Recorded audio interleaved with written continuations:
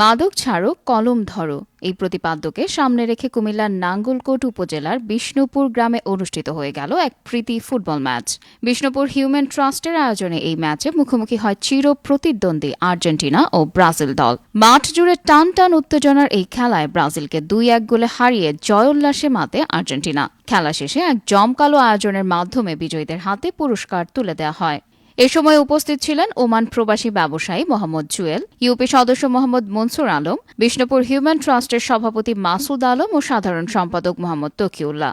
এছাড়াও যুবদল নেতা জাকির হোসেন ছুট্টু, নাঙ্গলকোট প্রেস ক্লাবের সাংগঠনিক সম্পাদক কামাল হোসেন জনি এবং বিশিষ্ট ব্যবসায়ী এম এ বাহার মিয়াজি সহ স্থানীয় গণ্যমান্য ব্যক্তিবর্গ উপস্থিত থেকে খেলোয়াড়দের উৎসাহিত করেন।